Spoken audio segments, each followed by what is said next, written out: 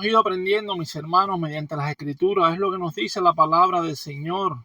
Jesucristo, el Hijo de Dios, se hizo hombre en cuerpo verdadero. Eso lo hemos estudiado varias veces. Y sobre todo cuando tocamos el tema de la Trinidad. Pero recordemos que Él se hizo hombre en un cuerpo verdadero y sobre todo un alma racional fue concebida porque por el poder del Espíritu Santo. ¿En el vientre de quién? De la Virgen María, como menciona la palabra del Señor. Y sobre todo nacido de ella, pero sin pecado ninguno.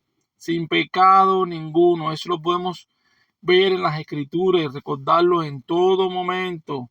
Debemos de entender que cuando decimos que Cristo fue concebido por el poder del Espíritu Santo en el vientre de la Virgen María, como menciona en el versículo, es este un gran misterio, pero sobre todo fuera del alcance y la comprensión de una mente finita, la mente que tiene el hombre, sobre todo el hombre que no ha creído en el Señor y no conoce de las cosas celestiales, de las cosas espirituales, una mente finita. La concepción de nuestro bendito Salvador Jesucristo fue milagrosa, mis hermanos, y sobrenatural, muy por encima de todos los métodos de la naturaleza. Recordemos eso bien claro. Primeramente, consideremos sobre todo la configuración de la naturaleza humana de Cristo, de nuestro Salvador. En el vientre de la Virgen María, en el texto exactamente es expresado como efecto de que del poder infinito de Dios, y vemos que lo presenta en modo sobrenatural, porque no es algo que es normalmente a diario, no es algo normalmente natural, sino sobrenatural por el poder de Dios de formar la humanidad de nuestro bendito Salvador Jesucristo.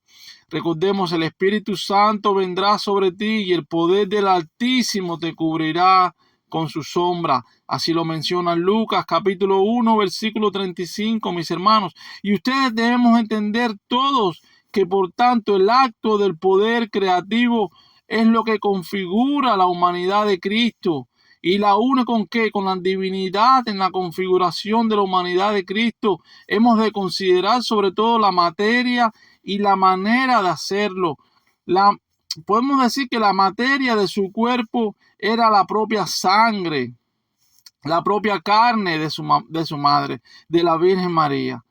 De otra manera, no habría sido el hijo de David, de Abraham y por consiguiente, como todos sabemos, de Adán. Según la carne, de hecho Dios pudo haber creado, me imagino, su cuerpo de la nada. Recordemos cómo nos dice en los primeros libros de la Biblia. ¿Qué nos dice? Que Dios creó del polvo de la tierra. Así fue creado Adán.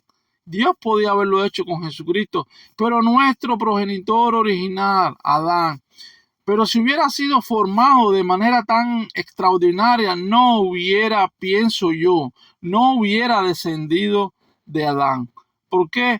Porque la historia nos da a conocer cuáles son los descendientes uno por uno. Aunque hubiera sido hombre como uno de nosotros, no hubiera sido nuestro consanguíneo. ¿Por qué? Porque no hubiera tenido una naturaleza derivada de Adán, como menciona la palabra del Señor.